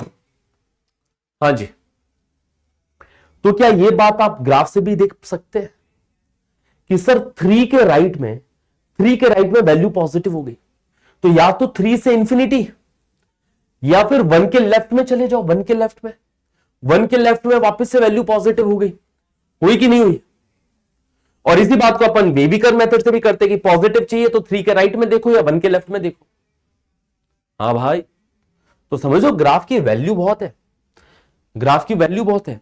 ग्राफ हमें बहुत चीजें बता देता है कि कहां पे ये एक्सप्रेशन नेगेटिव है, कहां पे ये एक्सप्रेशन पॉजिटिव है। ग्राफ से हमें ये पढ़ना आया सबसे पहले, ग्राफ से क्या पढ़ना है कि ये पॉजिटिव कब होगा, पॉजिटिव या तो 3 के राइट में दिख रहा है पॉजिटिव, या तो फिर 1 के लेफ्ट में दिख रहा है positive. Sir parabola Y axis को कट कर सकता है? बिल्कुल, वाई एक्सिस को कट करने का मतलब क्या हुआ, तुम ये भी बता सकते हो कि वाई एक्सिस को कहां कट करेगा, क्या ये बता सकते हो वाई एक्सिस को कहां कट करेगा? चलो इसका आंसर लिख देता हूं पहले तो, कि x belongs to minus infinity to 1 union 3 to infinity, या तो 1 के लेफ्ट में पॉजिटिव है या 3 के राइट में पॉजिटिव है। अच्छा, क्या ये पॉइंट बता सकते हैं कि पैराबोला वाई एक्सिस को कहां कट करेगा, पैराबोला वाई एक्सिस को कहां कट करेगा? तो जहां भी पैराबोला वाई एक्सिस को कट करेगा वहां पे एक्स कोऑर्डिनेट 0 होगा। क्या ये बात समझते हो कि सर जहां x 0 होगा वो वैल्यू निकाल लो, और तुम देखो x 0 रखोगे तो y की वैल्यू कितनी आएगी, x को 0 रखा तो कितना बनेगा, -3 -1 का प्रोडक्ट बनेगा, -3 इंटू -1 क्या, +3। या देखो पॉजिटिव वैल्यू है, तुम नेगेटिव कैसे बोल सकते हो? यहां पे दिख भी रहा है ये कुछ पॉजिटिव वैल्यू है, वाई एक्सिस के ऊपर की वैल्यू है, पॉजिटिव वाई एक्सिस की वैल्यू है, कुछ पॉजिटिव आएगी, और ये पॉजिटिव वैल्यू क्या है, +3 है ना। तो parabola of course Y axis को कट करेगा, पर ज्यादातर ग्राफ के अंदर मैं वाई एक्सिस को पिक्चर में नहीं लाऊंगा जब तक मेरे को वाई एक्सिस का काम नहीं पड़ रहा हो। ज्यादातर ग्राफ के अंदर मैं एक्स एक्सिस ही बनाऊंगा, वाई एक्सिस को पिक्चर में नहीं लाया। जैसे यहां पे देखो वाई एक्सिस को पिक्चर में नहीं लेके आया मैं कहा बिना मतलब कॉम्प्लिकेटेड क्यों करूं, ठीक है। तो वाई एक्सिस को अपन पिक्चर में ही नहीं लेके आए, है ना, समझे बात को। अब अगर तुम्हें इस वाले के बारे में पूछा जाए कि जो minus x square plus 4x minus 3, ये जो एक्सप्रेशन है वो नेगेटिव कब होगी या वो पॉजिटिव कब होगी, क्या बताओगे तुम? हाँ जी, ये ग्रेटर देन 0 कब होगी, एक्स की किस वैल्यू के लिए बताओ। ये वाली जो एक्सप्रेशन है इसका हमने ग्राफ बना लिया, अगर मैं ये पूछूं कि ये पॉजिटिव कब है तो क्या बताओगे? हाँ जी गाइस, या तो इस सवाल को तुम वेवी कर्व मेथड से ले जाओ कि माइनस कॉमन लो, माइनस से डिवाइड करो, इनइक्वालिटी पलट जाएगी, दो फैक्टर्स बनाओगे, वेवी कर्व मेथड से ले जा सकते हो। अदरवाइज तुम डायरेक्टली ग्राफ से भी देख सकते हो, देख सकते कि नहीं कि सर पॉजिटिव चाहिए मतलब एक्स एक्सिस के ऊपर का पोर्शन चाहिए, हमें ये देखना एक्स एक्सिस के ऊपर कब होगा, इधर पॉजिटिव है, एक्स एक्सिस के नीचे गए तो नेगेटिव हो गया। तो यहां पे एक्स की रेंज क्या आएगी, एक्स बिलोंग्स टू 1 2 3, एक्स की रेंज ही आएगी। ठीक है, क्या ये बातें क्लियर आप सबको? क्या ये बातें क्लियर? ग्राफ का इतना पोस्टमार्टम समझते हो? हाँ जी गाइस, क्या ग्राफ का इतना पोस्टमार्टम आप लोग समझते हो? ग्राफ खेलेंगे अभी अपन कुछ लेक्चर्स ग्राफ खेलेंगे। अच्छा, कुछ इंपॉर्टेंट ग्राफ्स है ना, very important graph, very important graph, ठीक है ना। अच्छा चलो, कुछ इंपॉर्टेंट ग्राफ से पहले कुछ और सवाल करते हैं। अगर मैं तुम्हें वेवी कर्व का ये वाला सवाल दूं, है ना, x square plus 3x minus 1 greater than 0, ये पूछूं मैं तुमसे, तो इसमें क्या फैलोगे तुम? देखो, जब तक फैक्टर्स बना पा रहे थे तब तक कोई दिक्कत नहीं आ रही थी, राइट? जब तक फैक्टर्स बना पा रहे थे तब तक कोई दिक्कत नहीं आ रही थी। अगर मैं ये पूछ लेता कि बताओ x square minus 5x plus 6 greater than 0 कब होगा, तो यहां पे तुम फैक्टर्स बना पा रहे थे, तुमने यहां पे फैक्टर्स बना दिए और फिर वेवी कर्व मेथड से इस पूरे सवाल को ले गए, राइट? कि 2 और 3 क्रिटिकल पॉइंट, यहां पे पॉजिटिव, यहां पे नेगेटिव, यहां पे पॉजिटिव, पॉजिटिव कब होगा 3 के राइट में 2 के लेफ्ट में, यहां पे तुमने फैक्टर्स बना लिए थे। हाँ जी, ठीक है, बताओ। तो अगर ये पॉजिटिव कब होगा मैं ये पूछूं तो तुम वेवी कर्व मेथड से ले जा सकते हो। अरे सब बताओ यार।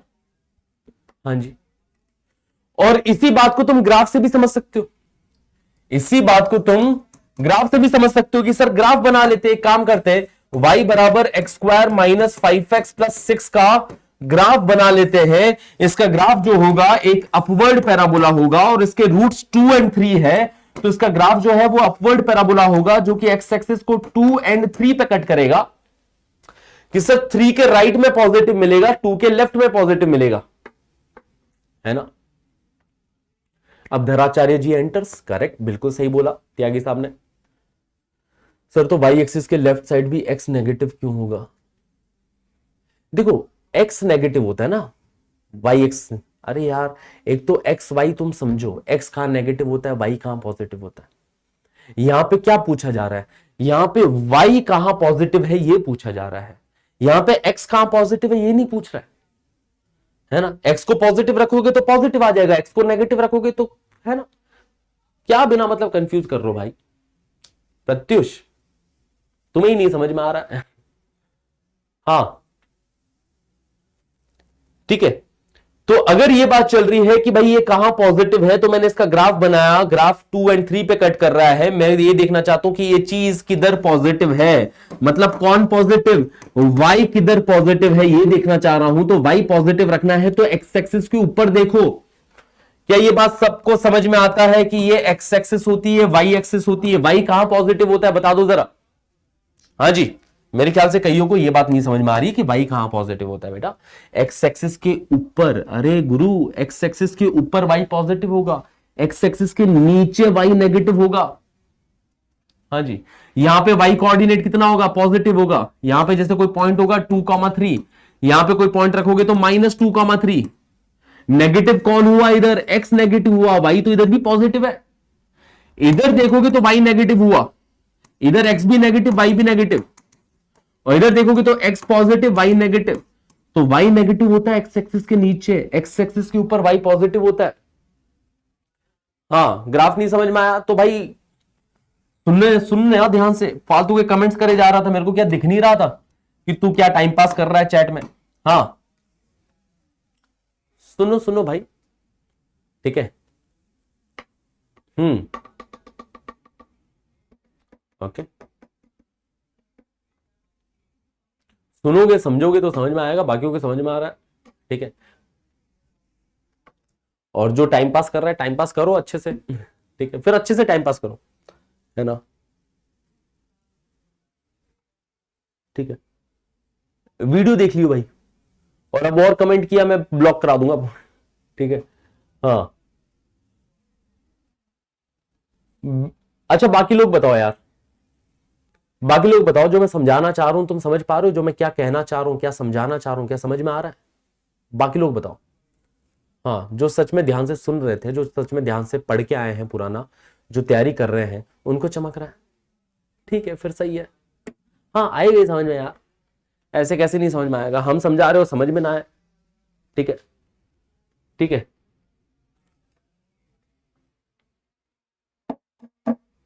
ओके चलिए, इधर आए, बात को ध्यान से समझे।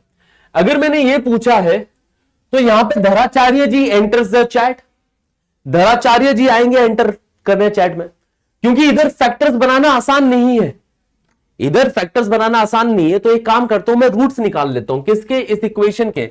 मैंने पूछा कि x square plus 3x minus 1 बराबर 0, इसके रूट्स क्या क्या है, तो इसके रूट्स क्या क्या होंगे भाई? हाँ जी, तो इसके रूट होंगे x बराबर minus B plus minus under root of B square, मतलब 9 plus 4ac divided by 2a। Roots है इसके, पर रूट कैसा है? रूट्स इर्रेशनल है ना, रूट्स इर्रेशनल है। अबे सुनेगा, मैंने पूछा तेरे को समझ में आ रहा नहीं आ रहा, सुन ले बात को ध्यान से। हाँ जी, तो इसके रूट्स है -3 प्लस माइनस √13/2, ये अपने पास में इसके रूट्स होंगे। सुनना जरा बात को ध्यान से, सब समझ में आएगा। तुम फड़फड़ाया मत करो, एक तो कितनी बार समझा चुका हूं तुम्हें। हाँ, फड़फड़ाने तुम पहले लग जाते हो, थोड़ा सा लेवल जाता नहीं है, थोड़ी सी चार चीजें मैं सोचवाने नहीं लगता हूं, उतने में तुम फड़फड़ाने लग जाते हो। तुम सोचोगे, पेशेंस के साथ सुनोगे तो आएगा ना समझ में यार। हाँ, आज तक कभी हुआ है कि तुम्हें समझ में ना आया? तो इसके रूट्स क्या क्या है? इसका एक रूट है -3 माइनस √13/2, दूसरा रूट है -3 प्लस √13/2। इसका ग्राफ कैसा होगा? इसका ग्राफ एक अपवर्ड पैराबोला होगा, मानते हो? इसका ग्राफ एक अपवर्ड पैराबोला होगा, एक अपवर्ड पैराबोला होगा। ये अपवर्ड पैराबोला एक्स एक्सिस को कहां कहां पे कट करेगा? इसके रूट्स मिल गए तो मुझे पता चल गया कि अपवर्ड पैराबोला एक्स एक्सिस को किधर किधर कट करेगा। तो एक्स एक्सिस को ये कट कर रहा है -3 माइनस √13/2 एंड -3 प्लस √13/2। यहां पे ये एक्स एक्सिस को कट करेगा, सही बात? हाँ ठीक है। अब अपने को क्या चाहिए कि ये एक्सप्रेशन पॉजिटिव हो। फिर से वही कॉन्सेप्ट कि ये एक्सप्रेशन पॉजिटिव कहां है, ये एक्सप्रेशन y कहां पॉजिटिव है, y कहां पॉजिटिव है, या तो इस वाले रूट के राइट में या इस वाले रूट के लेफ्ट में। हाँ जी भाई, हाँ जी, या तो -3 प्लस √13/2 के राइट में या फिर इसके लेफ्ट में। यहां पे अपने पास में y पॉजिटिव होने वाला है, तो अपने पास में x की क्या वैल्यूज आई, x की किस वैल्यू के लिए y पॉजिटिव है, यही तो पूछना चाह रहा है। सवाल का मतलब ही ये है, सवाल का मतलब ये है कि x की क्या वैल्यू ले कि ये चीज पॉजिटिव आ जाए। तो x की वैल्यू या तो -3 प्लस √13/2 के राइट में लो, x की इस वैल्यू पे तो y 0 हो रहा है, इसके राइट में लोगे तो पॉजिटिव होगा, और इसके लेफ्ट में जाओगे तो नेगेटिव होने वाला है। तो x बिलोंग्स टू -∞ से -3 माइनस √13/2 यूनियन -3 प्लस √13/2 से इंफिनिटी। ये हमारा हो जाएगा आंसर, कि -∞ से यहां तक या फिर इधर से इंफिनिटी तक। यहां पे ये इस इनइक्वालिटी के सॉल्यूशन है। देख लो, इस इनइक्वालिटी के सॉल्यूशन मैंने पूरा ग्राफ से ले गया हूं, मैं वेवी कर्व मेथड से लेके ही नहीं गया। मैं कैसे ले गया इस इनइक्वालिटी के सॉल्यूशन? ग्राफ से ले गया, है ना, समझे बात को? हाँ जी गाइस, ठीक है। Clear clear clear. अब देखिए एक बात को समझना कि अगर कभी भी लिख रखा है y बराबर x minus alpha into x minus beta, जहां पे अल्फा बीटा इसके रूट्स हो गए, है ना, ठीक है, तो इसका ग्राफ कैसा होगा? इसका ग्राफ एक अपवर्ड पैराबोला होगा जो कि एक्स एक्सिस को alpha comma 0 and beta comma 0 पे कट करेगा। अगर ये मैं पूछ लूं कि भाई कहां पॉजिटिव है, तो बीटा के राइट में बताना या अल्फा के लेफ्ट में बताना। ये मैं पूछ लूं कि कहां नेगेटिव है, तो अल्फा से बीटा के बीच में, जहां एक्स एक्सिस के नीचे, तो वहां पे नेगेटिव हो जाएगा। ओके, चलिए आज की कहानी यही खत्म करते हैं, है ना, पढ़ के आना, इतनी बात है।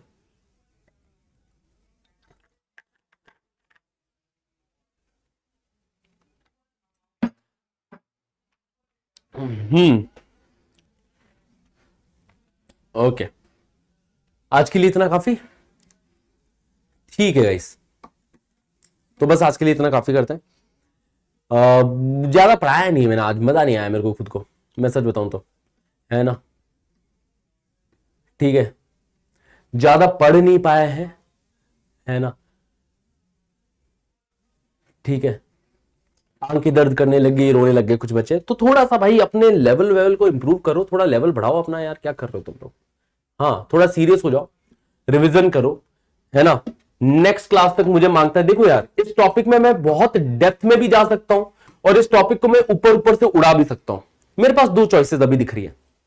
अभी जो तुम्हारा एटीट्यूड मैंने थोड़ी देर पहले देखा है, मेरा मन कर रहा है इस टॉपिक को ऊपर ऊपर से उड़ा देता हूं, ऊपर ऊपर से थोड़ा थोड़ा बता बता के आगे बढ़ जाए, ठीक है, क्लियर है। दूसरी चीज, मैं इस टॉपिक में एकदम डेप्थ में ले जा सकता हूं तुम्हें, पूरा हर एक कॉन्सेप्ट, हर एक चीजें, ग्राफ का पोस्टमार्टम करा जा सकता है।